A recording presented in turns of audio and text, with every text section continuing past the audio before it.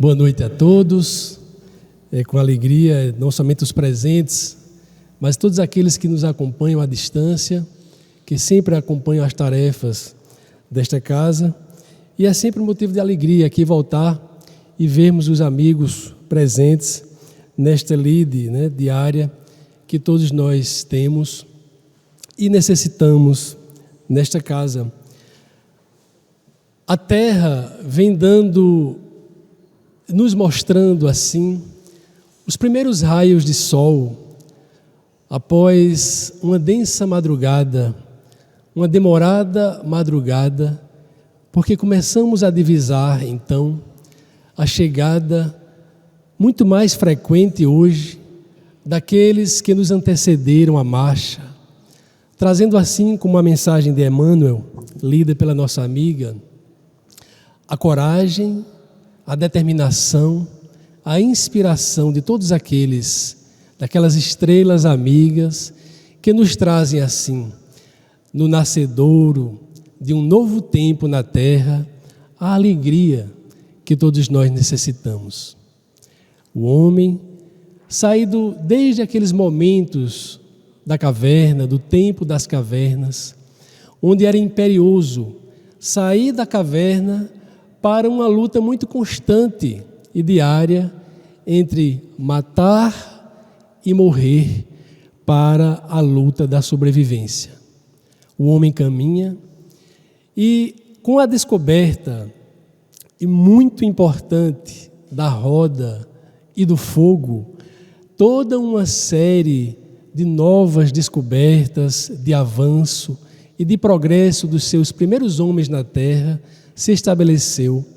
E hoje, com a inúmera combinação da força físico-química que nós vemos se estabelecer nos vários tipos de matéria que nós hoje podemos perceber, vemos então como produto do próprio homem as diversas formas de matéria e de estabelecimento assim do progresso que hoje, como nesta noite, estamos sentados e usufruindo de toda essa tecnologia.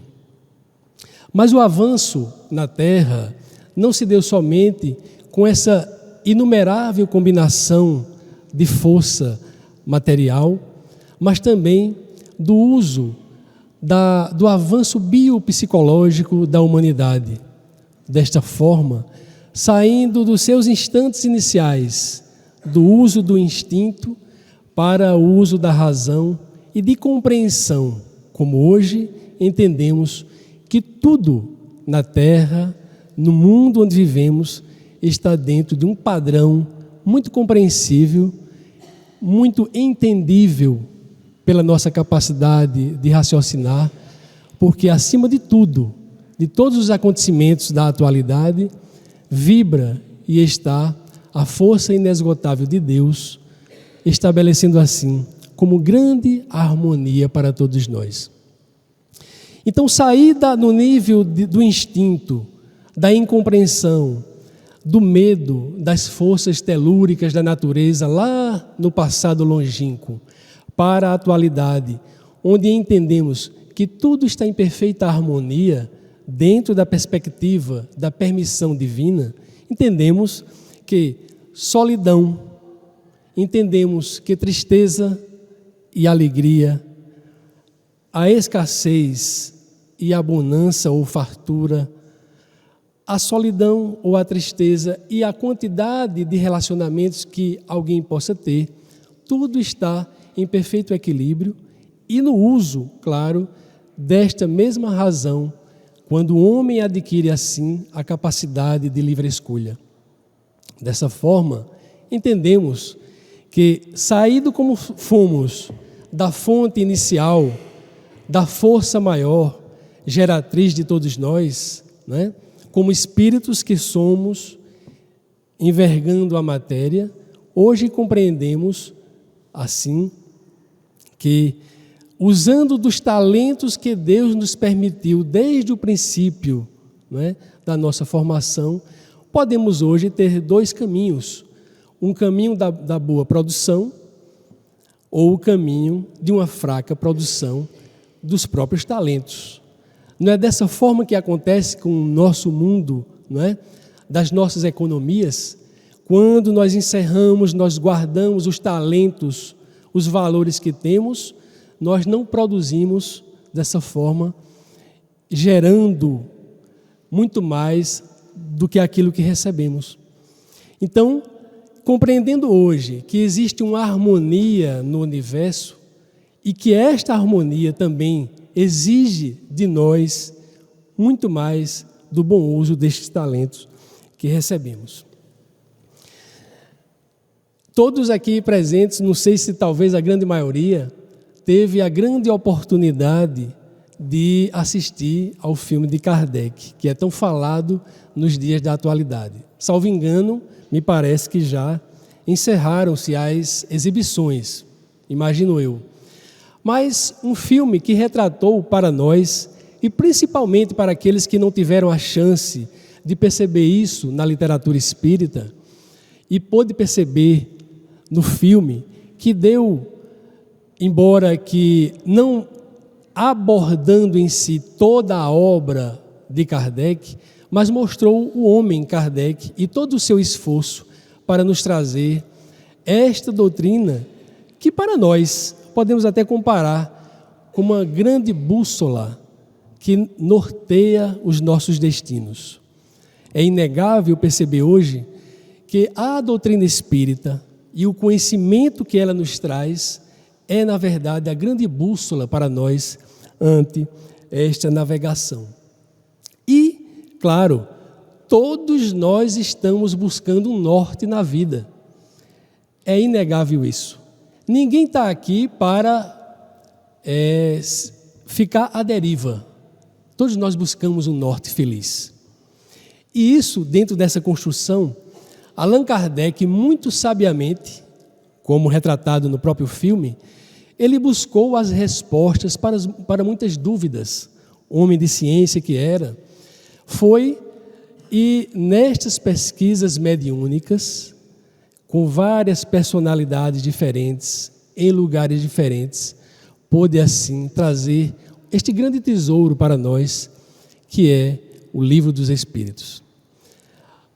E vamos a esta fonte, que é o Livro dos Espíritos, para entender todo o arcabouço dos nossos destinos felizes, desta bússola que é a doutrina espírita. Poderíamos trazer aqui, e isso, na verdade, quando a gente vai à fonte e abre o Livro dos Espíritos, significa para nós um estímulo para abrir este grande tesouro que está à nossa disposição. Poderíamos aqui até lembrar alguns momentos que tivemos e que lembramos para todos nós acerca deste assunto. O Livro dos Espíritos é sabiamente dividido em 4 partes. A primeira parte, podemos estudar as causas primárias, toda a formação do universo. A segunda parte do Livro dos Espíritos trata exatamente da vida espírita, ou do mundo dos espíritos, e toda a relação existente entre o mundo dos desencarnados e o mundo dos encarnados. A terceira parte trata exatamente das leis morais, onde nós podemos ver no Evangelho segundo o Espiritismo. E a sua quarta parte, didaticamente dividida, traz assim as esperanças e consolações, as penas e gozos terrestres e as penas e gozos futuros. Então, abrimos aqui na terceira parte, que nos trata das leis morais. Allan Kardec, muito sábio, ele vai e questiona os espíritos. O que se deve entender por lei natural? Os espíritos respondem, muito logicamente, que a lei natural é a lei de Deus. Olha a coisa mais interessante. Esta lei é a única verdadeira para a felicidade do homem. E aqui vem o mais interessante ainda. Indica-lhe o que deve fazer ou deixar de fazer. E ele, o homem, só é infeliz quando dela se afasta.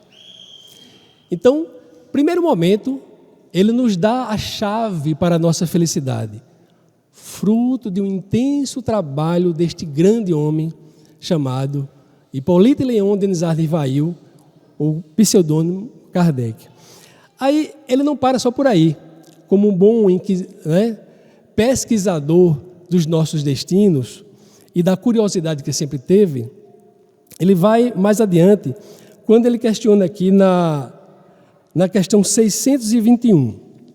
Entendemos que a lei existe e que nós somos infelizes quando dela nos afastamos. Na 621 ele pergunta o seguinte: tudo bem, onde está escrita a lei de Deus? Aí a resposta também é muito tranquila e muito simples. Nas nossas consciências. A lei de Deus está escrita na consciência. Allan Kardec vai adiante. Pergunta uma vez mais ao Espírito de Verdade. Na 621A. Visto que o homem traz em sua consciência a lei de Deus, que necessidade havia de lhe ser revelada? Existe a lei. A lei está escrita nas nossas consciências. Por que a necessidade de ser revelada ao longo da história? Quantos homens que a gente poderia ver assim, em toda a época dos profetas, ou na segunda revelação com a presença de Jesus, agora com a própria doutrina espírita, qual a necessidade dela ser revelada? Aí vem na questão 621A, na sequência, ele diz: a necessidade foi porque ele a esquecera e desprezara. O homem esqueceu o seu destino feliz. Esqueceu a lei de Deus e desprezara. Quis então Deus que lhe fosse lembrada. Aí a gente vai analisando que a nossa vida, em verdade, é uma constante redescoberta para o caminho de volta para casa. Joana de Ângeles nos fala no livro Filhos de Deus que nós somos herdeiros de Deus. Todos nós trazemos a genética divina. E por ser herdeiro de Deus, nós herdaremos exatamente todas as manifestações felizes que nos reserva a divindade. Então, o nosso caminho para a descoberta do nosso norte feliz é uma constante volta para a nossa casa, de onde nós viemos. Nós esquecemos de ser felizes, de acordo com o que está na própria codificação. O homem esqueceu, desprezou o seu caminho feliz. Isso me faz lembrar, que eu acredito que a grande maioria aqui vai lembrar, do conto de João e Maria. João e Maria saem em busca, e se perdem na floresta. E aí vem toda a história para descobrir o caminho de volta para casa, porque desprezou, criou-se sinais para retornar, mas vieram os pássaros e as circunstâncias tais que fizeram-no se perder na floresta. Nos afastamos assim, nessa perspectiva, da fonte inesgotável de luz, de onde saímos. Esta volta para casa é assim o nosso grande desafio. Então vamos analisar.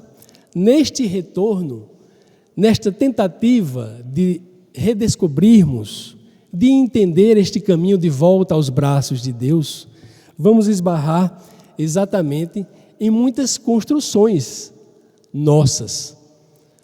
Nós avançamos, adquirimos a razão, o livre-arbítrio, desde o instante em que nos tornamos individualidades no longo processo evolutivo e, portanto, fruto, como dissemos, das nossas próprias escolhas, do uso dos talentos que recebemos, nós podemos assim estabelecer uma eterna teia, uma construção constante ao longo dessa história.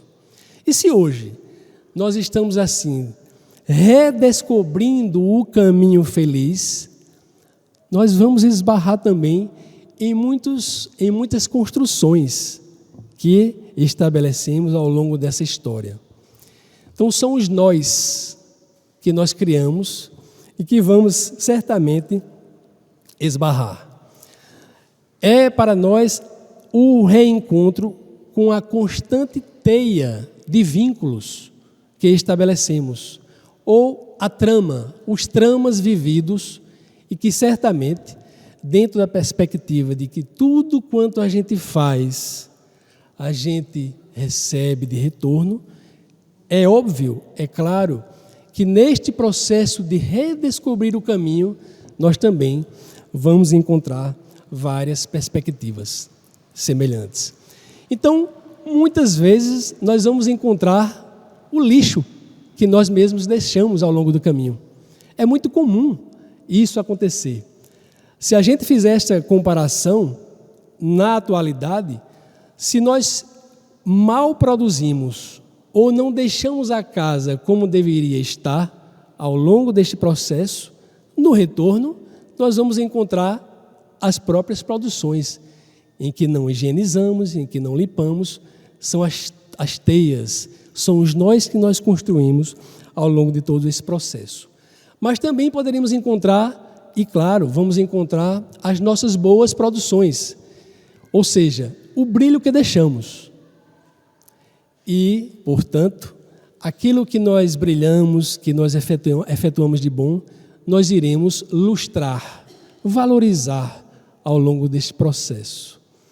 Então, essa certeza nos traz, assim, um quê para nós de o que fazer se nós entendemos que nós vamos, ao longo do processo de retorno a Deus, a fonte inesgotável de vida, reencontrar o que construímos e o que mal construímos. A gente vai fazer exatamente essa pergunta: o que fazer? Se nós encontramos os nós que construímos e que precisamos desatar, considerando os nós aí, ou um parente difícil, um esposo complicado, uma esposa complicada, um filho difícil, um parente doente que nos exige tanto, não é? As construções infelizes, as lágrimas que vamos enfrentar nesse trato com o semelhante. São os nós que construímos. Como o próprio André Luiz Peixinho nos fala, tudo é justo, merecido e necessário dentro das nossas vidas. Então, iremos esbarrando nestes nós, nestas teias, nestes vínculos criados, e nós precisamos fazer exatamente esta pergunta: o que fazer? Fugir desta realidade ou enfrentá-las?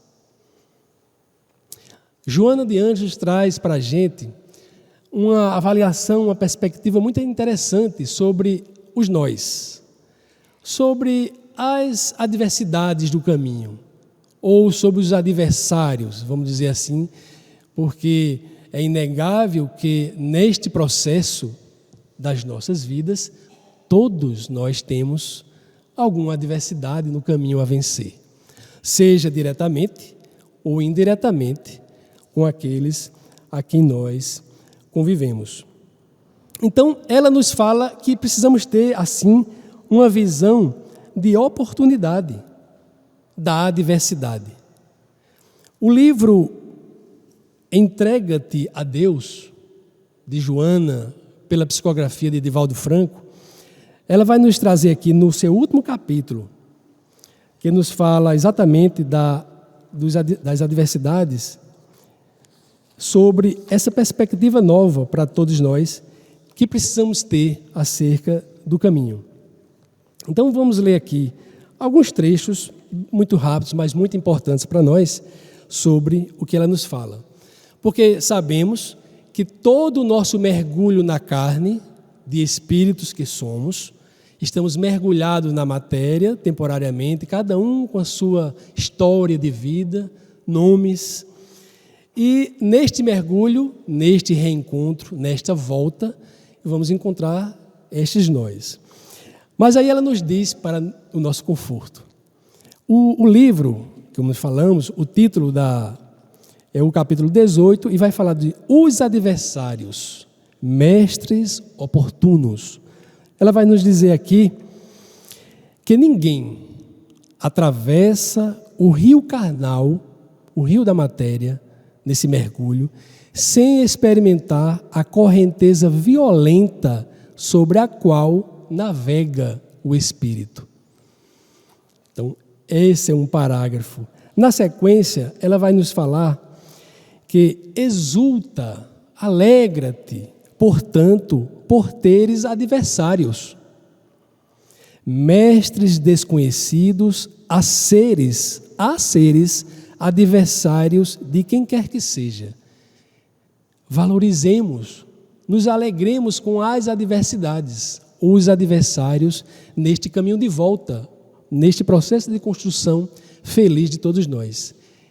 Aí está a oportunidade, a ser um adversário de alguém.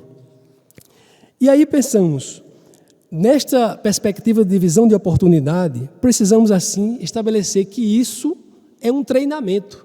Estamos na existência corpórea dentro deste treinamento, percebendo e valorizando o que nós encontramos no caminho.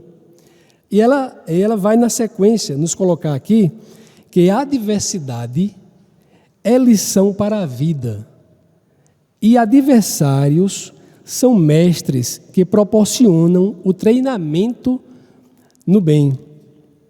O melhor comportamento, aí a gente vai dizer, mas como é que eu vou me comportar ante um adversário, ante uma adversidade?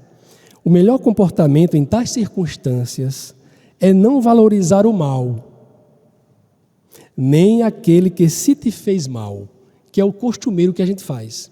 A gente valoriza o mal, fica remoendo o mal, fica lembrando o mal, fica valorizando o mal. E isso vai nos destruindo, dentro dessa perspectiva, como a própria Joana nos fala. Aí ela vai mais além. Gastas tempo e preocupação mental com esses companheiros que te vigiam e acusam. Nós gastamos tempo. Será que ele vai fazer isso? Ele vai fazer aquilo? Nós gastamos tempo com eles ao invés de nos aproveitar. Mais ou menos como um esterco, que muitas vezes a gente despreza e não valoriza ele para a revitalização.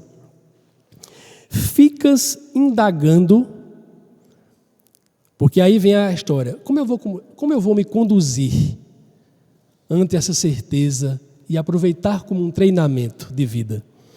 Ficas indagando como conduzir-te, desde que se silencias ao mal e ao descalabro que reinam, acusam-te de omisso, mas se levantas a voz e proclamas a verdade, taxam-te de intolerante e mentiroso. Desse modo, faze o que deves e comporta-te conforme estabelece o teu programa ante a consciência do dever. Ser tranquilo, ser simples, continuar ante a consciência do dever a cumprir. Isso lembra muito a leitura inicial de Emmanuel, porque ele nos conclama a atenção para a coragem ante os testemunhos da vida de todos nós. Aprende, portanto, com os inimigos, fraternidade legítima, compreensão gentil, exercitando sempre a compaixão. São recados de Joana de Ângeles para todos nós. Aí a gente faz uma análise do próprio Mateus, no capítulo 5, versículos de 23 a 26. Um primeiro momento, quando ele nos fala do sacrifício mais agradável a Deus.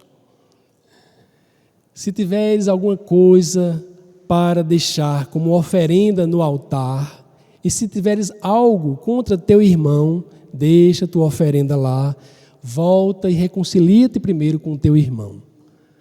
E vai mais além, quando Mateus lembra das palavras de Jesus. Reconcilia-te sem demora com o teu adversário, enquanto estás no caminho com ele, para que ele não te entregue ao juiz, consciência, e o juiz não te entregue aos guardas, e os guardas te encerrem, te coloquem na prisão. Matéria. De lá não sairás até que pagues o último centavo. São palavras de Jesus contidas em Mateus, nos lembrando a importância de, primeiro, reconciliar-nos com o nosso adversário. Mas acerca quando ele nos lembra da oferenda, é claro que na época era comum, né, no judaísmo, oferecer-se animais nas oferendas dos altares.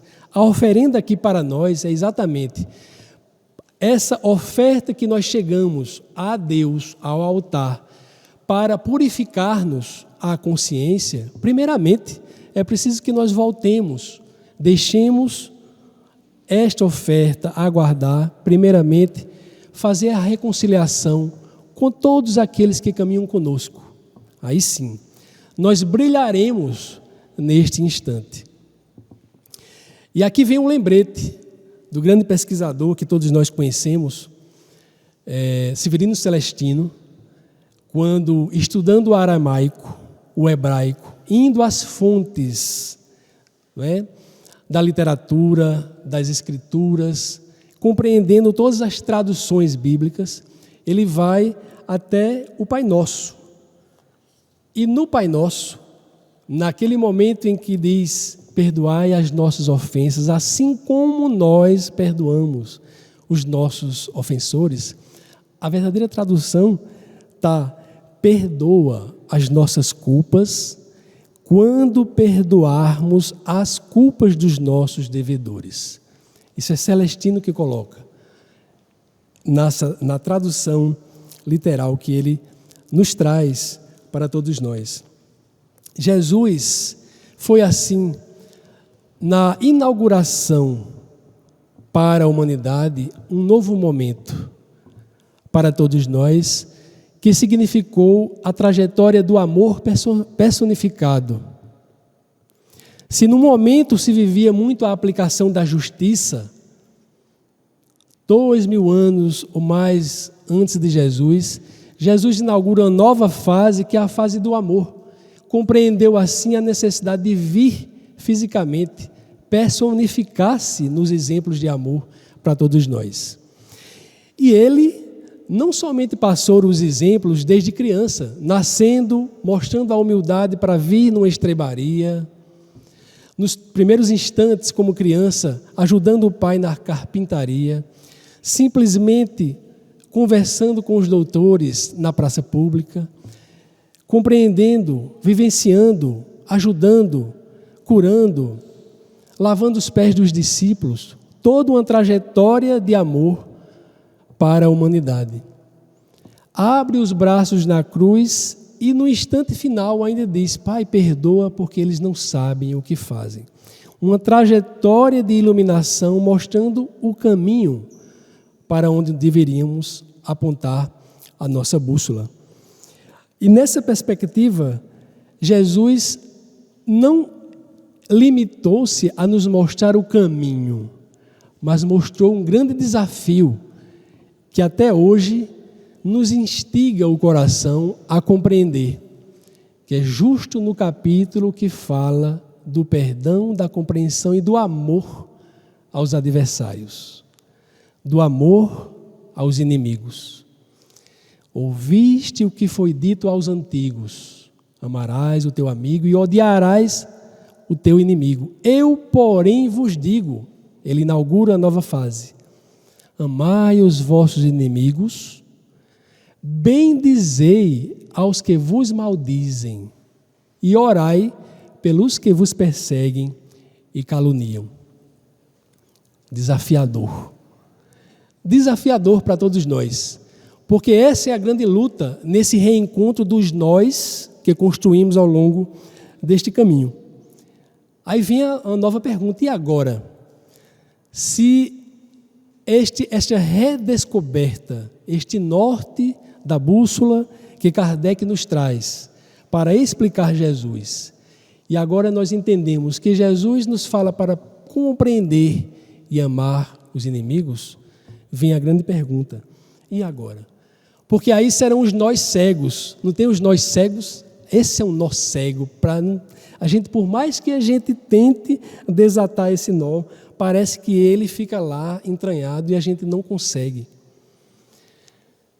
Só de pensar em desatá-lo já traz esse reencontro com um grande desafeto, já nos traz uma certa dificuldade até mesmo de nos aproximar. Mas Joana de Ângeles nos fala da oportunidade para nós, como um treinamento constante. Como fazer para desatar esses nós tão difíceis, tão cegos, que vamos encontrando os vínculos difíceis. Os vínculos difíceis, acabamos de concluir um estudo que fala exatamente destas tramas difíceis. Como concluir, como enfrentar. Na perspectiva de Joana, precisamos exercitar. E só existe exercício se nós usarmos de mecanismos para tal.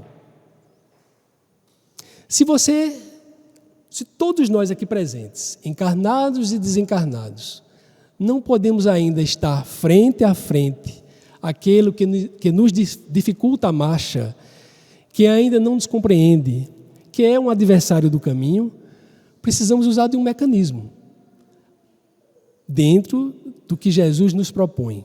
Claro que ele não nos colocava assim para amarmos aquele que ainda é um desafeto de igual maneira com um amigo. Nos mandava exatamente orar pelos que nos perseguem e caluniam. Já é grande coisa. Já é muita coisa. Então poderíamos usar assim, dentro desse exercício, dentro dessa perspectiva, de alguns exercícios. Como? Pense no seu desafeto, abraçando-o, abrace-o, abrace-o. Feche os olhos e abrace-o. Mesmo que isso seja difícil, abrace-o. Ao chegar à noite, antes de ir dormir, ore por ele. Como Jesus nos ensinava, ore. Mentalize flores caindo sobre sua cabeça. Mentalize o melhor. Como diz a música, fica sempre um pouco de perfume nas mãos que oferecem rosas. Mentalizemos o bem, o melhor para ele. Oremos por ele. Poderemos até criar um mecanismo, um cartão. Faça um cartão. Se o inimigo é o chefe no trabalho, deixe um cartão em sua mesa. Apesar das amarguras do coração, naquele ato de fazer qualquer coisa, se for um esposo, se for alguém difícil do caminho, um amigo que se perdeu, ou qualquer pessoa que esteja travando, que seja o nó crítico da nossa vida, façamos um cartão.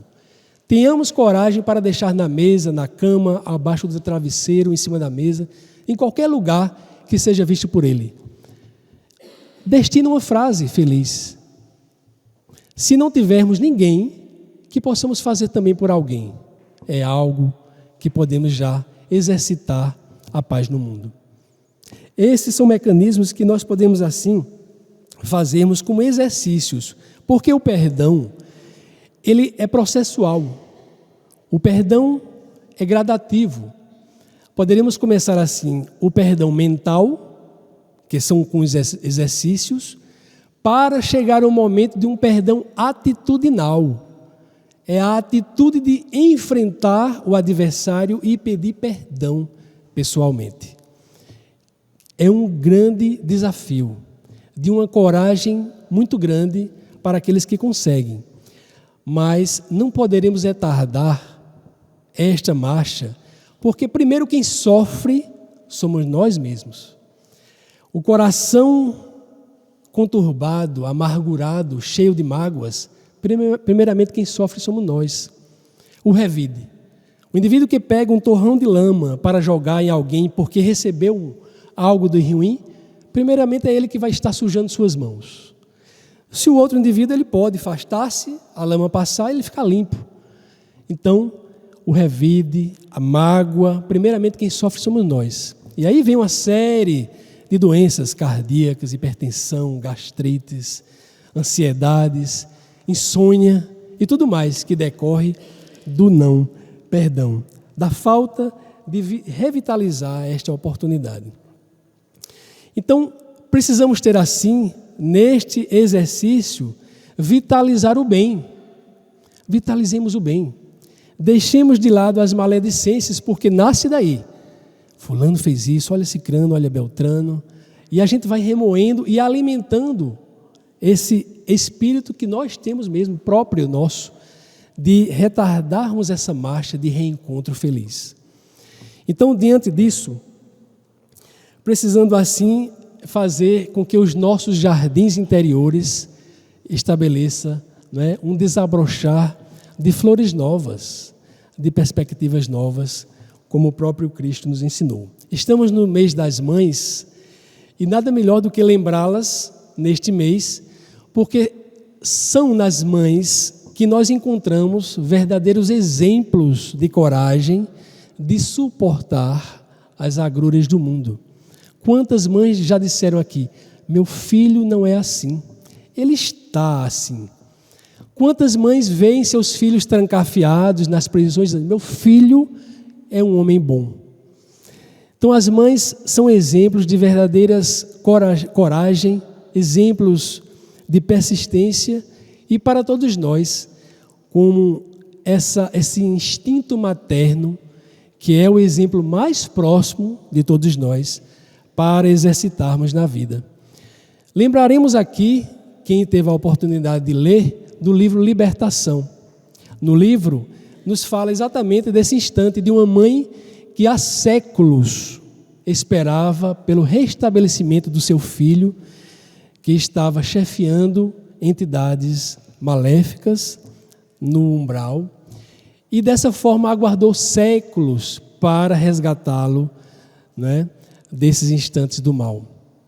Lembraremos aqui também da doce irmã Dulce, como dissemos certa vez, que apesar de não ser mãe diretamente, mas era mãe de muitos filhos que eram abandonados no caminho. Saía às ruas com as mãos estendidas para buscar um pouco de recursos para a sua obra, daqueles famintos, e recebia assim cuspidas na mão. E em um desses instantes ela diz, essa aqui é para mim, dá-me agora para os meus pequeninos. Os exemplos de mãe, de coragem para enfrentar as circunstâncias da vida. Jesus, aqui no livro de Maria Dolores,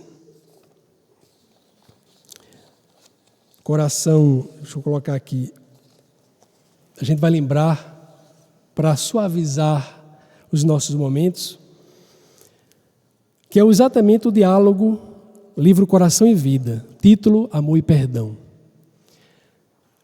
No instante em que Jesus, ressurgido, assim após o desencarne, após o martírio, encontrando-se com Maria Madalena, ela fala para Jesus, Senhor, onde estiveste? Em que jardim celeste encontraste o descanso necessário que vem de Deus nos dons da paz completa? Perdoa-me, Senhor, a pergunta indiscreta. Dói-me, porém, pensar na angústia do Calvário. Revolto-me, padeço, mas não venço. A mágoa de lembrar-te o sacrifício imenso.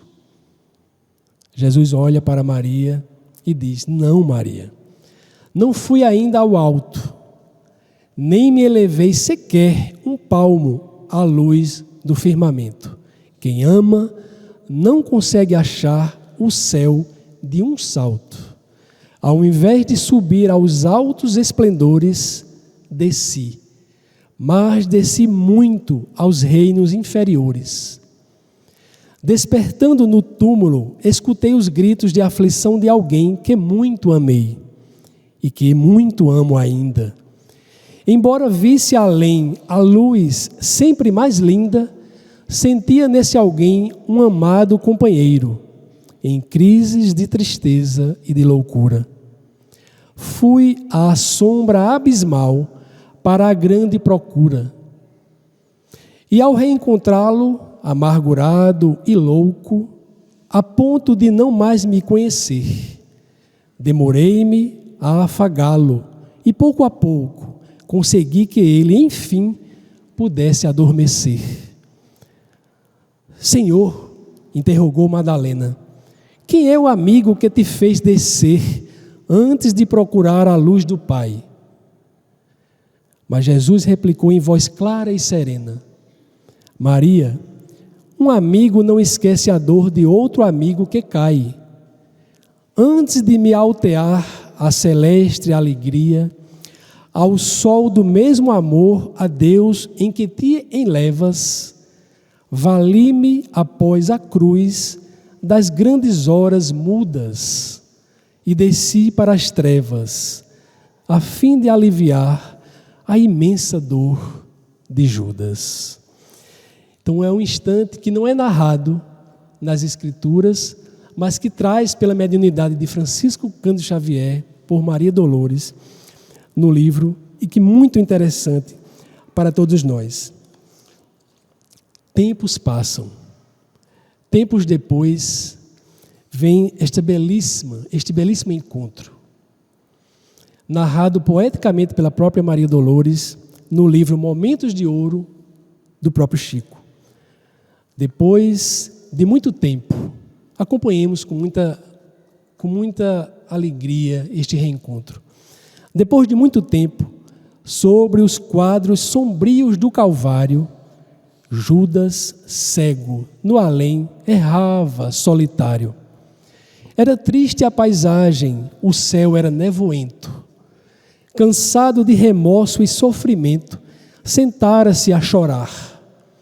Nisso, nobre mulher de planos superiores, nimbada de celestes esplendores, que ele não conseguia divisar, chega e afaga a cabeça do infeliz. Em seguida, num tom de carinho profundo, quase que em oração, ela diz: meu filho, por que choras?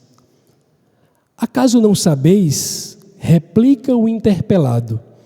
Claramente agressivo, sou um morto e estou vivo. Matei-me e novamente estou de pé, sem consolo, sem lar, sem amor e sem fé. Não ouvistes falar em Judas, o traidor? Sou eu que aniquilei a vida do Senhor. A princípio, julguei poder fazê-lo rei, mas apenas lhe impus sacrifício, martírio, sangue e cruz. E em flagelo e aflição, eis que a minha vida agora se reduz. Afastai-vos de mim. Deixai-me padecer neste inferno sem fim. Nada me pergunteis. Retirai-vos, Senhora. Nada sabeis da mágoa que me agita. O assunto que lastimo é unicamente meu. No entanto, a dama calma respondeu: meu filho, sei que choras, sei que lutas, sei a dor que causa o remorso que escutas. Venho apenas falar-te que Deus é sempre amor em toda parte. E acrescentou serena: a bondade de Deus jamais condena. Venho por mãe a ti, buscando um filho amado. Sofre com paciência a dor e a prova. Terás em breve uma existência nova. Não te sintas sozinho ou desprezado. Judas interrompeu-a e bradou rude e pasmo: mãe, não venhais aqui com mentira e sarcasmo. Depois de me enforcar num galho de figueira para acordar na dor, sem mais poder fugir à vida verdadeira, fui procurar consolo e força de viver, ao pé da pobre mãe que forjara o ser. Ela me viu chorando e escutou meus lamentos, mas teve medo dos meus sofrimentos. expulsou-me a esconjuros, chamou-me monstro, por sinal disse que eu era unicamente o espírito do mal. Intimidou-me a terrível retrocesso, mandando que apressasse o meu regresso para a zona infernal de onde eu vinha. Ah, detesto lembrar a horrível mãe que eu tinha. Não me faleis de mães, não me faleis de amor. Sou apenas um monstro sofredor. Ainda assim, disse a dama docemente, por mais recuses, não me altero. Amo-te, filho meu, amo-te e quero ver-te de novo a vida, maravilhosamente revestida de paz e luz, de fé e elevação. Virás comigo à terra, perderás pouco a pouco o ânimo violento. Terás o coração nas águas de bendito esquecimento. Numa existência de esperança, levar-te-ei comigo a remansoso abrigo. Dar-te-ei outra mãe. Pensa e descansa. E Judas, nesse instante, como quem esquecesse a própria dor gigante, ou como quem se desgarra de pesadelo atroz, perguntou: quem sois vós? Que me falais assim, sabendo-me traidor? Sois divina mulher, irradiando amor, ou anjo celestial, de quem presinto a luz? No entanto, ela, a fitá-lo frente a frente, respondeu simplesmente: meu filho, eu sou a mãe de Jesus. Essa mensagem nos coroa assim, como falávamos, do amor de mãe. Do amor que todos nós precisamos incrustar em nossos corações, que é o amor mais próximo de todos nós, frente à descoberta das dificuldades que nós temos, os adversários que nós carregamos.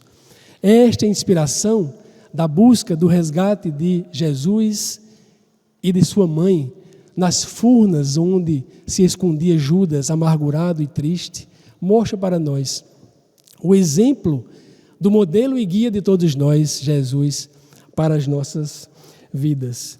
Perdoar, assim, é processual. Que desvalorizemos o mal, o relembrar das dificuldades, valorizando assim o bem. Não pensar no equívoco, agradecer a doce oportunidade do perdão, para que assim possamos fazer parte exatamente de uma legião de paz, onde a terra precisa de cada um de nós semearmos assim a paz, começando em nossos corações. Convido todos agora a acompanhar uma música. Fechemos os olhos, as luzes ficarão acesas. Fechemos os olhos agora, nesse instante, para encerrar a palestra. Nesse instante, lembremos, figuremos na imagem que estamos num imenso jardim. Gardênias, violetas, rosas de todos os tipos, belas, coloridas. Um jardim muito florido. Estamos todos com vestes brancas, renovando a nossa paz interior.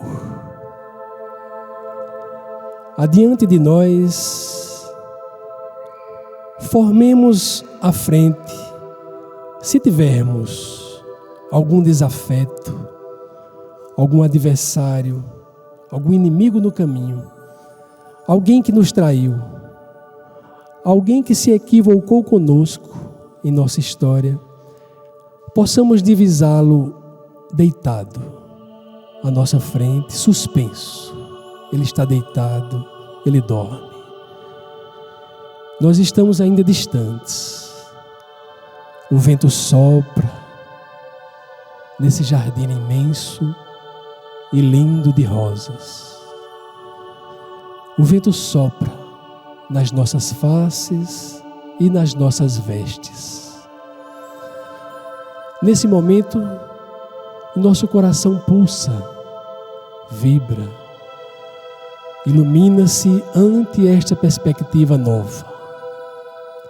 Olhamos para o alto e duas mãos iluminadas trazem algo diferente. É um pássaro branco com muita luz.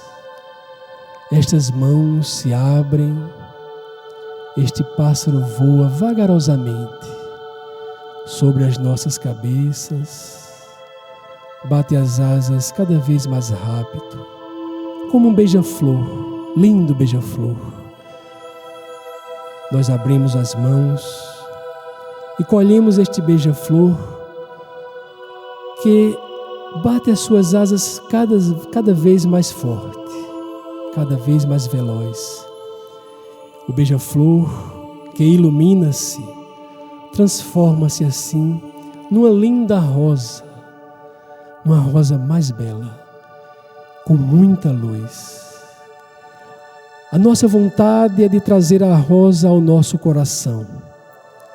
Aconchegamos a rosa ao peito, mas o nosso desejo é muito maior.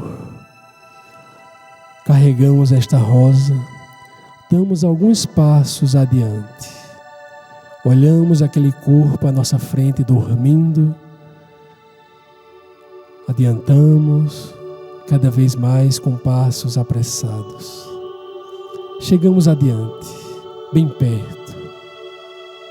Olhamos para aquele ser que muitas vezes, quantas vezes derramamos lágrimas de sofrimento. É chegada a hora. Carregamos esta rosa e deitamos a rosa em seu peito. E seu coração, que também estava amargurado, vibra, colhe a flor, traga a flor para o seu interior e seu coração também se ilumina. E nesse instante, levanta e olha para ti e tu olha para ele. Assim, no olhar de gratidão, retorna para o teu lugar, em gratidão, voltando vagarosamente ao jardim florido, abrindo os olhos, todos nós, porque nesse instante nós aplicamos um momento de exercício de perdão e que as impurezas que podemos assim ressignificar como adubo para esta rosa, com as lágrimas que caem de todos nós intimamente, possamos regar estas rosas e aguardando que o sol de Jesus possa iluminar todo este jardim que seremos no amanhã. Que Jesus nos abençoe.